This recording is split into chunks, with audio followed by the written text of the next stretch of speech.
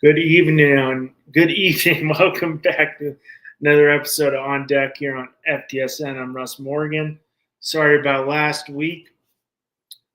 Right as we're, probably 5 to 7 minutes before wrapping up, power went out. We had a nice little thunderstorm here in Florida. As everybody knows from Florida, it's hurricane season has just started to cut out our power.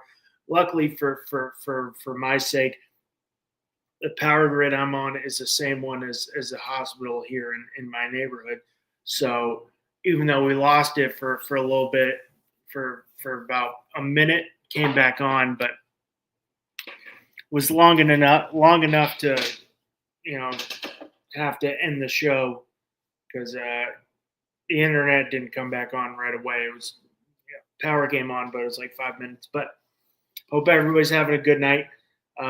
Definitely swing of things here. MLB baseball, June 17th. College World Series. We're in the semifinals. Before we started, there was 4 teams remaining earlier today. UNC won 12-7 against West Virginia on the one side of the bracket. So they ended up undefeated and are awaiting the winner of Oklahoma and Georgia. Oklahoma is a visiting team tonight, but Georgia does, as a number 3 overall seed, Georgia does have to win tonight and tomorrow to play UNC. So Oklahoma does have 2 games to win one. I will be rooting for Oklahoma, not because I'm an Oklahoma fan. One of my sisters went to OU, so I'm rooting for Oklahoma. It'd be nice to see them get in. But on the UNC side, they're 2-0 going in this game. Had a big, I think, and I've spoken about this in the past, big pitching advantage. I mean, they already handled West Virginia. Probably one of the most consistent clubs entering Omaha with 50 wins. And definitely a lot of good talent, MLB talent on that field for that UNC game with shortstop Jake Schaefer, athletic middle infielder, rising stock, Ryan Lynch, proven starter, pro quality stuff. Who didn't pitch today, Justin DeCaro. Probably going to see him on Saturday for game 1, another highly regarded guy in that Tar Heel staff. Definitely a guy we'll probably see in the big leagues. We saw what he did against USC.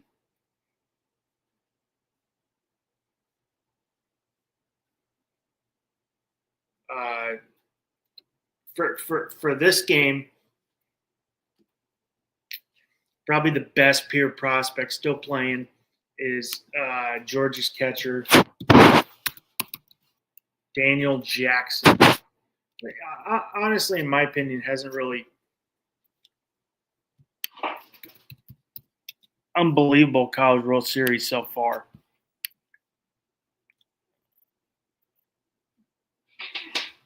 If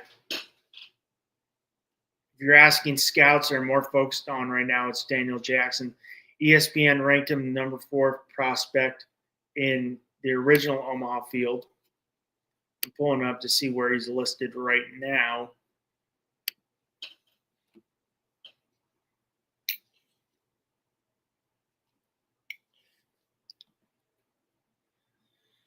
On the top 30, he's 39. Daniel Jackson's 39. Let's see what the scouting report is on him. Extremely strong, hits the balls extremely hard at all fields. If you saw his home run chart, which Georgia hits a lot of, I think they hit 145 home runs plus this year. I think he had 11 to left, 10 to center, 10 to right. So he definitely sprays the ball from the right side. Demonstrates a selective approach throughout his college career and doing a much better job this year, both against velocity and non-fastballs. There's still some swing and miss in his game, but he's getting to a well above average. More athletic than most catchers. Flashes plus and regular post average run times. He's still a work in progress behind the plate with potential to become a fringy, perhaps average defender once he polishes up his receiving and blocking. He features a raw arm strength, but throws with effort and needs to improve his technique. If he can't stay behind the plate, he could handle the hot corner. But, I mean, Oklahoma's looked pretty good. Teams with the most talent remaining would be North Carolina's got a lot. You've got Schaefer, Lynch, DeCaro. Then you got Daniel Jackson from Georgia.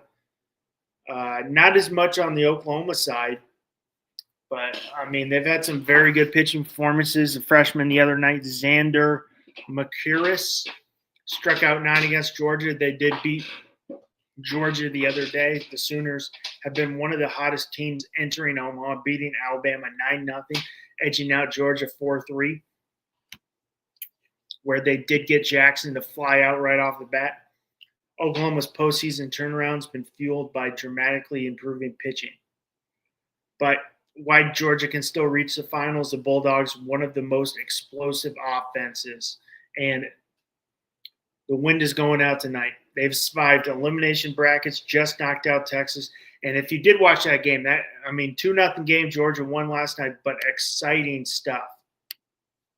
I mean, we had 18 strikeouts from the two pitchers in 4 innings. Georgia ended up winning,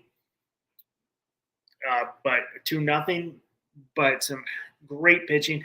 I can't remember their closer's name. I think it's going to be one big. They did exhaust him last night he threw a lot of innings, so he won't probably be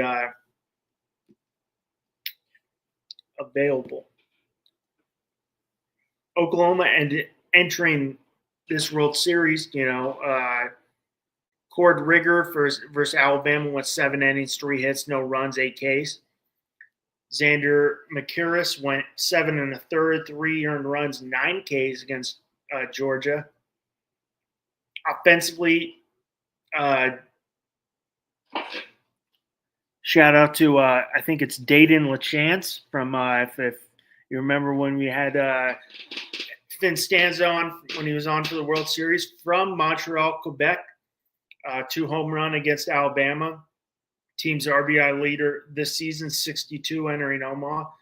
Middle of the order catalyst. Brendan Brock, RBI double versus Alabama, home run versus Georgia. One of the hottest hitters in the postseason. Jackson Willits, multiple hit game versus Alabama, home run versus Georgia, is delivered big time. Also, the brother of Washington Nationals first round pick, Ethan Willits.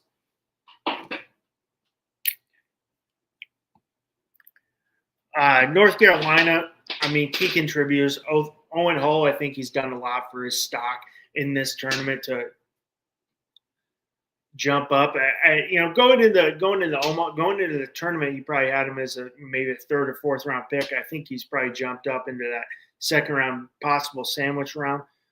Jason DeCaro, another anchor, deep pitching staff. With that deep staff, I think he's also helped himself out.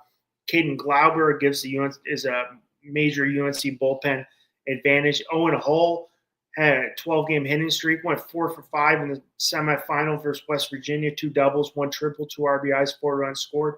Homered against Ole Miss in the opener. Gavin Gallagher delivered the go-ahead RBI against Ole Miss, hit a crucial 2-run RBI against West Virginia in the winner's bracket. Has probably been one of the clutch performers for UNC offensively. Heineck, crisp 3-run home run. Jason DeCaro, he went 6 2/3, 2 turn-on runs, 9 Ks, tied to season high in strikeouts.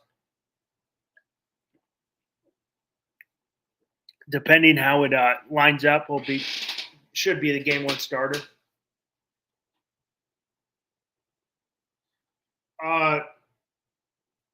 For Georgia on their side, they lost to Oklahoma. You beat Texas right off the bat. You lose to Oklahoma, then you beat Texas last night. I mean, you got Daniel Jackson, Georgia's top prospect, number one reach base, consistently supplies that Bulldogs offense with massive production. Ryan, their first baseman, Ryland, team RBI leader entering Omaha, faced consistent attention from opposing pitchers. Key contributor last night against Texas. Slade Alford produced multiple extra base hits in the College World Series. One of Georgia's most reliable run producers right now. First and second, one out. Oklahoma at the plate.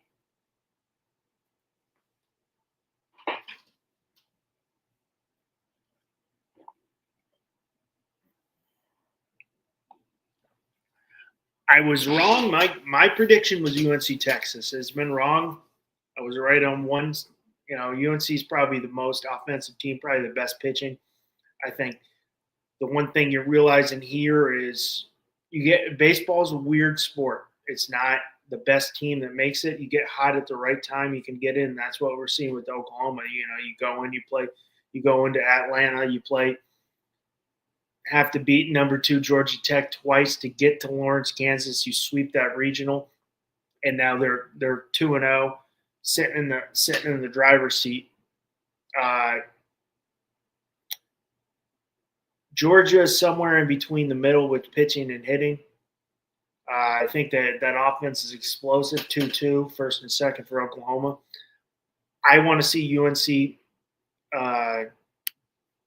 Oklahoma. Personally, for me, I do not want to see Georgia.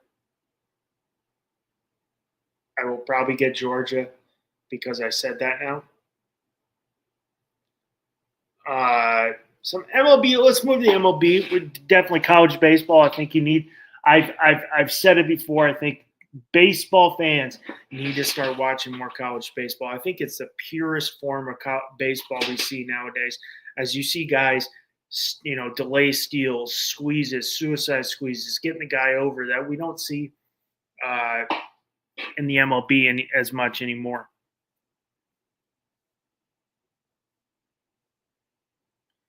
Some MLB storylines with the, and I'm going to definitely talk about this. August 3rd trade deadline, 7 weeks away. Front offices are beginning to separate into buyers and sellers. Names are drawing significant interest. I'm going to get into that later, including pitchers and rental bats who could reshape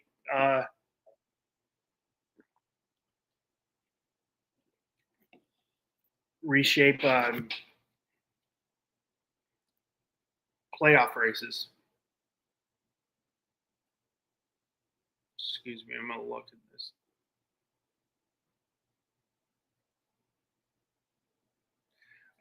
Shohei Ohtani powers the Dodgers. The Dodgers beat the Tampa Bay Rays 1-0 behind a solo home run from Shohei Ohtani.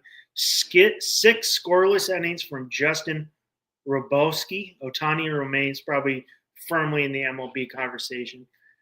Aaron Ashby of the Milwaukee Brewers reaches 10 wins, making him one of the most unexpected success stories in 2026. Few analysts predicted he would be among the lead leaders in victories. Mets are at a crossroad. I really wanted to talk about this last week before the power went out. Mets are below 500.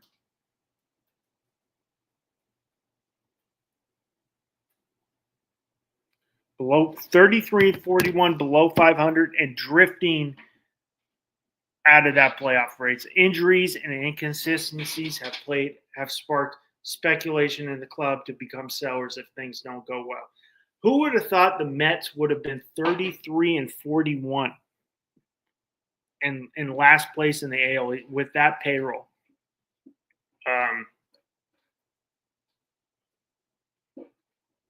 We got the All-Star game. I hate the All-Star game, so I'm going to skip that.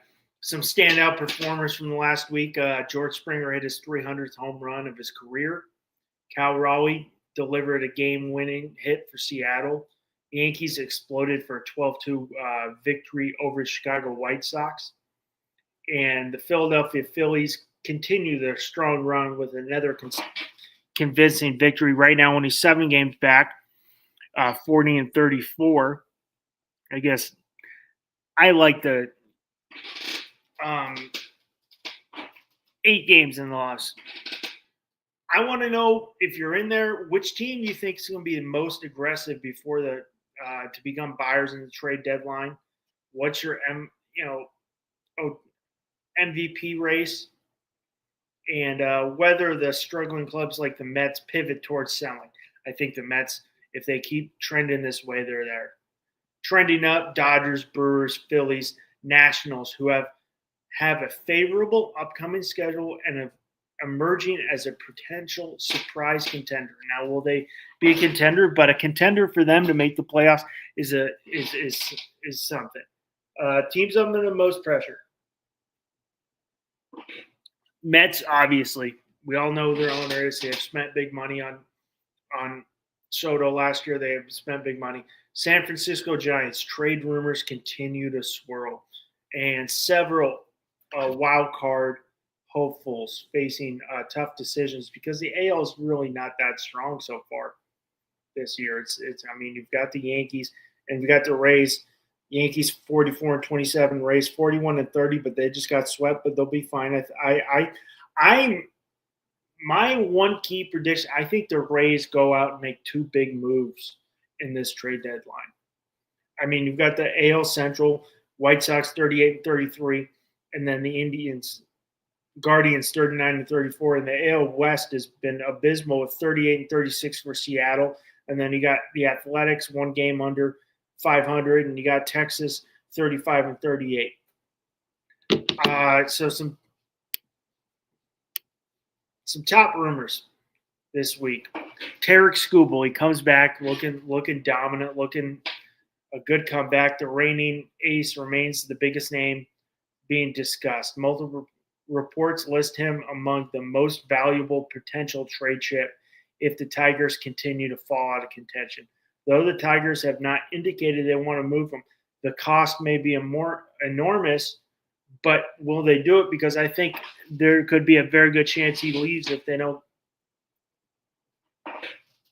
leave next year. So do they want to cash in? We've seen that in the past with the Angels didn't cash in on Shohei Ohtani, knowing that there was probably an 85 to 90% chance he was going to leave in free agency. They didn't trade him, not in playoff contention, and they got nothing for him. And now he went to, your crosstown rival, if you say that, and he's, having MVP after MVP year after MVP year. Freddie Peralta continues to be linked to contenders who are seeking rotational help. His combination of performance and contract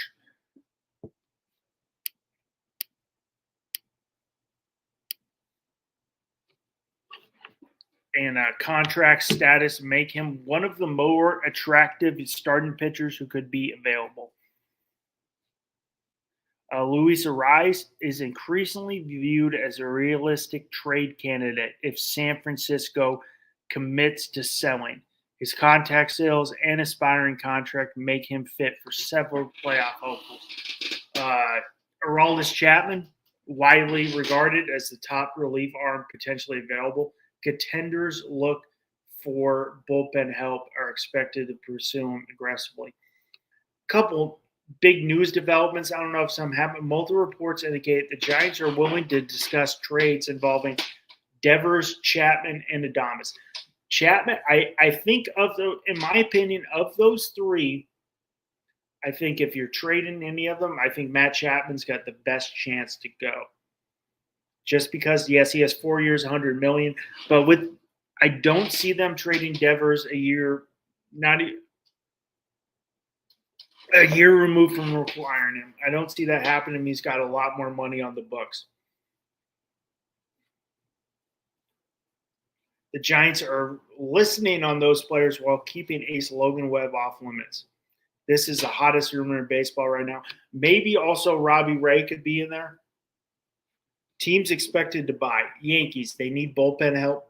They need bullpen help, catcher, and possibly an infield. If me being a Yankees fan, I don't know who they identify. I think maybe you go with the Marlins if the Marlins fall out of contention, which they're hovering right now. You look there with Anthony Bender, maybe a Peter Fairbanks catcher. I think Goodman with Colorado, it's probably a long shot. I think Dingler's a long shot. Dylan Dingler in Detroit. I would say either Ryan Jeffers or you bring back Kyle Higashioka from Texas. Jeffers with Twins. Infield help, I think they're relying on, I think they need to get a third baseman. As great as George Lombard looked in AAA, I don't think they can rely on a guy like Lombard. It's 21, 22 to be that guy to help them catalyst. I would look at Paredes maybe if you do pay Jeremy Pena from the Astros, but I think they need a right-handed bat in infield. If it's third base, it's shortstop. Dodgers, they need bullpen help. The one big move for the Dodgers would be, do they make the big splash and trade for Tarek Skubal, because they got a loaded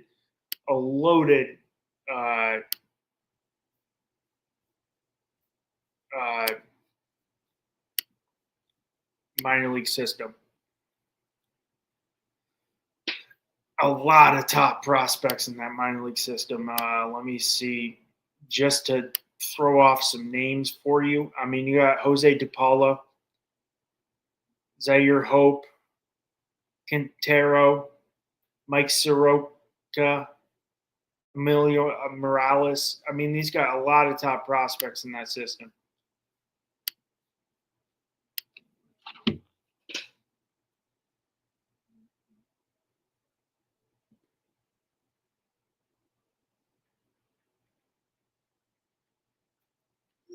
Phillies bullpen help and bench upgrades. Bullpen.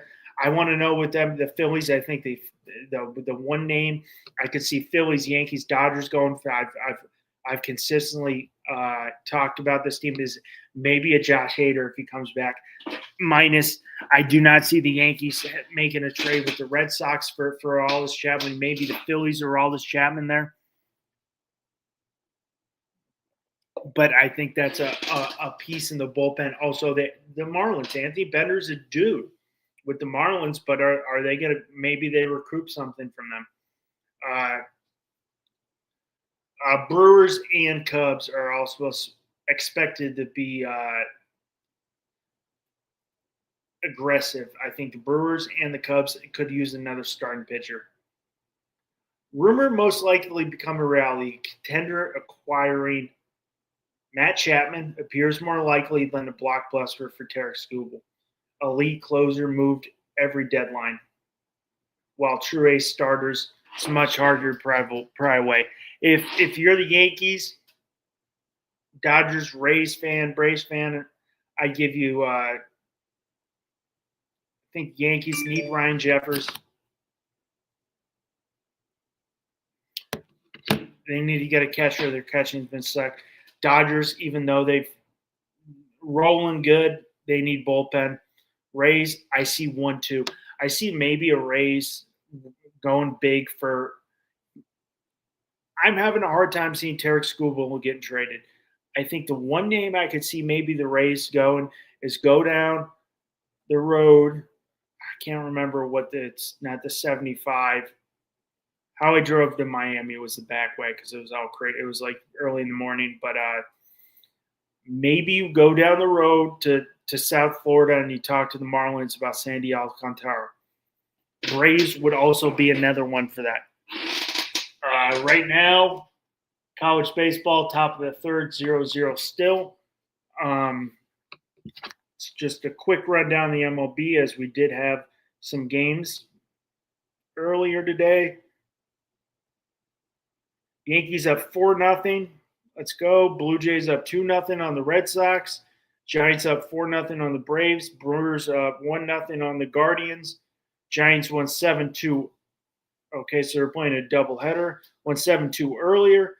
Mets won 9-1 against the Reds. Royals won 6-2 against the Nationals. Marlins 12-4. That's against the Phillies. Astros 4-2 against the Tigers.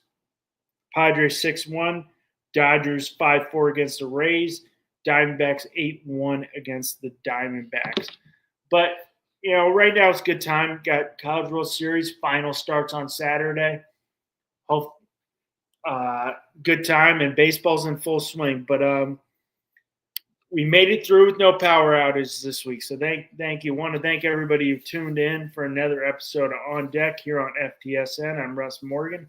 Hope you have a great night.